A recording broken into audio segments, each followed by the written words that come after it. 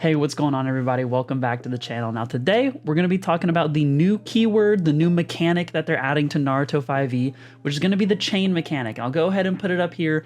You don't have to worry about reading through the whole thing right now if you don't want to. We're going to go step by step to explain it because it's a lot. There's a lot going on. I think there's some good. I think there's some not so good. Let's talk about it.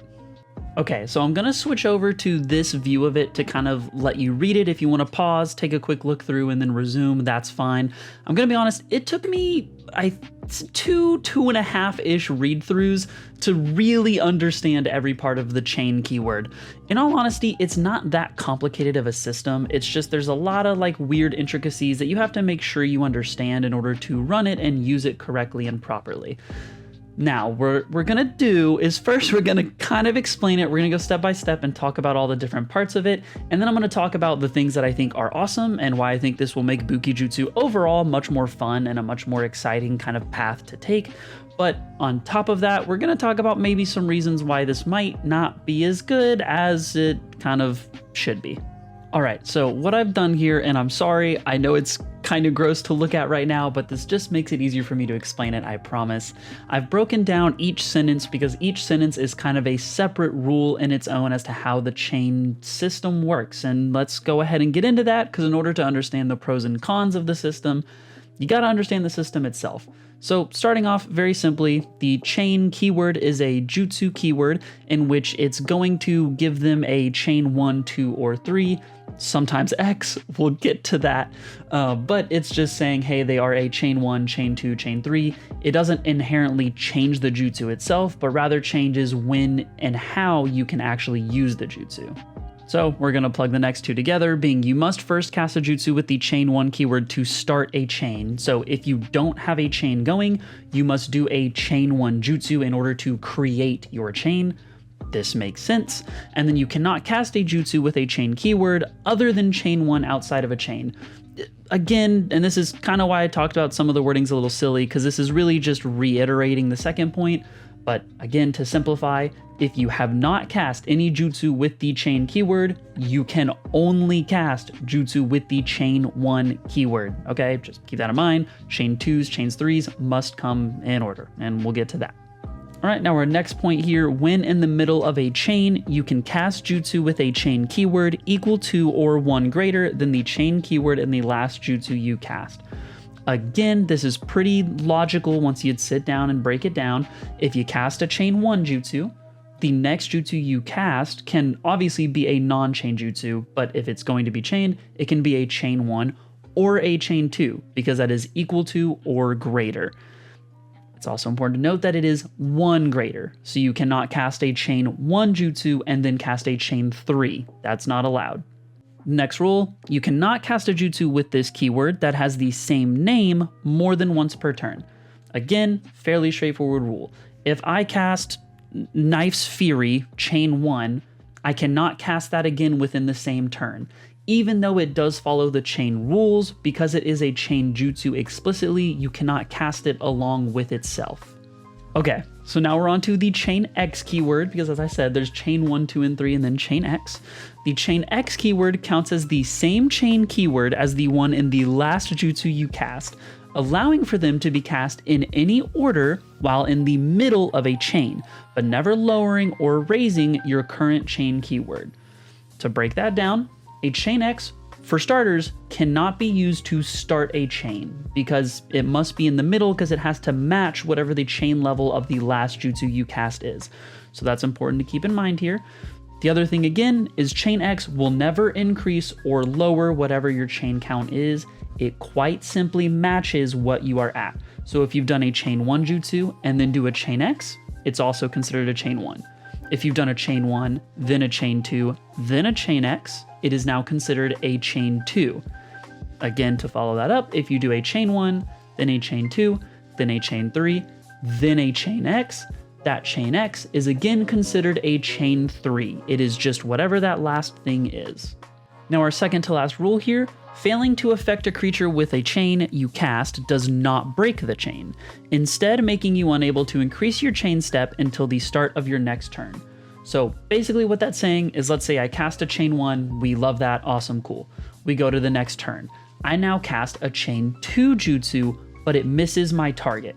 What is now going to happen, as it says, is it doesn't break your chain. You don't completely reset back to 0. But instead, it's just going to make it where you cannot increase your chain step until the start of your next turn. So if you're on chain 1, and you attempt to do a chain 2, but you miss, you do not reset to no chain, rather you just cannot increase to chain 2 until your next turn starts. Basically, the idea, right, is you're missing, and the idea of these jutsus is that you chain them together, you know, imagine that. And so when you miss, okay, you kind of stumble for a sec, you regather, and then you can continue that combo move, so to speak, next turn. And finally, the very last rule, and probably one of the most important ones, is that casting a jutsu without the chain keyword ends your chain, forcing you to restart from chain 1. So if you go to chain 1, and you do it awesome, we love that, and you go to chain 2, you do it awesome, we love that, and in between 2 and 3, you try to fit in even maybe a bonus action self-buffing jutsu, that is going to reset your chain back to nothing, and you're going to have to work your way back up to do something like a chain 3 jutsu. So understand, if you're committing to this kind of chain style combat, you are going to be committing to following through with these chain jutsus. All right, now I'm going to go back to this screen because it's a little easier to look at than just that completely white and black text. That was just to help understand. So we've got it down. We understand the basic rules of a chain and how it works, the general concept. What do I think is good and bad about this system? For starters, let's go ahead and go into the pros, right? One, it's a fun system. I think things like combos and finishers were very cool, but it felt like it fit more into something like a taijutsu specialist where they're trying to maybe throw a left hook and then a right hook, whereas something like a weapon specialist, you kind of keep swinging your sword, right? A lot of times it can be a continuous thing that you keep doing. So that's where the chain mechanic comes in and allows you to flow through combat a little steadier rather than combo finisher, and then you kind of wait and it's like combo finisher, whereas now you can chain up to a chain 3 and then keep going on those chain 3s, and I think that's very cool. The other part of it is it does allow for some flexibility on creating stronger jutsus because of the limitation on them, right? So if a jutsu has a chain 3 on top of it, it's inherently harder to cast than a normal jutsu that might be the same exact rank. Because a chain 3 jutsu, you have to go do a chain 1, then you have to go do a chain 2, and then finally, if you have done both of those, you then get the opportunity to use this chain 3 jutsu. So it's not something you can just throw out, allowing you to have, you know, a bit more power and allowing you to feel like you're scaling up in the middle of a battle, which is something that can feel very, very fun, very, very satisfying. It's like you make a few small cuts and then all of a sudden you're making some huge slashes, absolutely just tearing through enemies. Now, with every single pro list, unfortunately, there comes a con list, and I think one of the biggest cons of the chain mechanic is this. It's what you're looking at right here, this giant blurb of text. Honestly, I don't think a keyword should require this much explanation as to how it functions. I get it, Naruto 5e is kind of known for its like fun, unique, semi-complicated mechanics, but especially for newer players to have to step in and try to read through this and try to learn it, it can just be difficult, and it just honestly kind of feels like an unnecessary amount of jargon, and that is something that can probably just be cleaned up with like combining a few sentences and trying to remove some of the stuff that's basically restating the same things multiple times. That's a somewhat easy fix. The bigger problem, I think, lies within a character using this for long term. I personally think that long term, this chain mechanic isn't super great or super healthy for a character. The reason being, for something like a combo finisher, again, it just makes a lot of sense and it's fun because you get to do this very punchy thing, right? And you get to do it and you're like, yeah, that's my finisher, that was cool, we love that. For the chain mechanic, you're just gonna follow the same line forever, where you're gonna go, I do chain 1, I do chain 2, and then I do chain 3, and then you just spam chain 3 jutsus. And once you get to that point, if you want to go in and read through some of the chain 3 jutsus, they're all quite potent and quite strong, which makes sense, but you can just spam them. You just keep doing it. It's almost like you do one combo, and then you just keep doing finishers over and over and over again.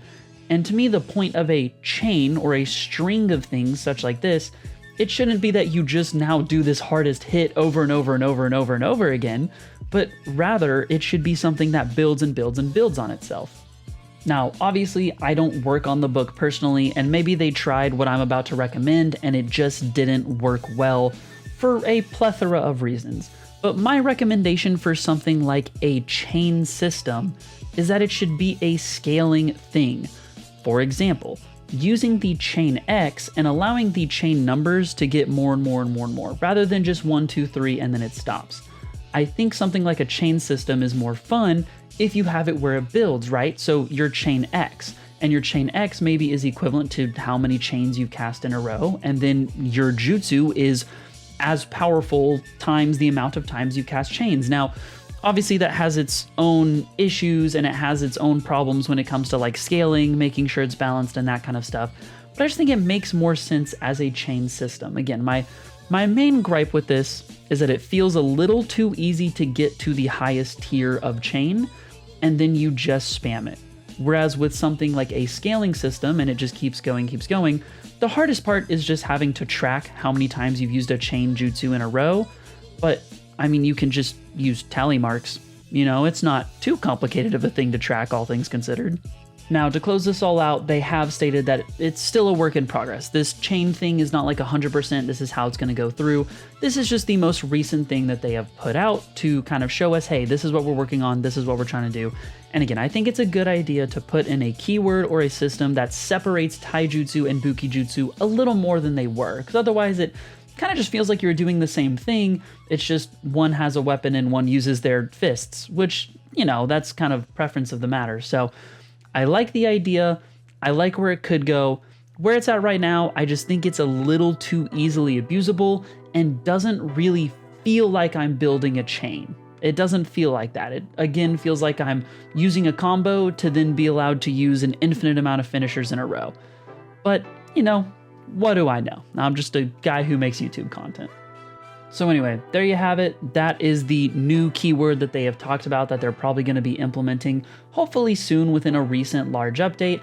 Again, not final, could change. But if you have any comments, please drop them below. I would love to hear what y'all think. If you think my idea is psychopathic and absolutely wrong, let me know. If you think there's a more unique way that we could change the chain keyword as a whole and make it more beneficial to the system, drop it down there. But nonetheless, I hope y'all enjoyed, and I will see you all in the next one. Peace out.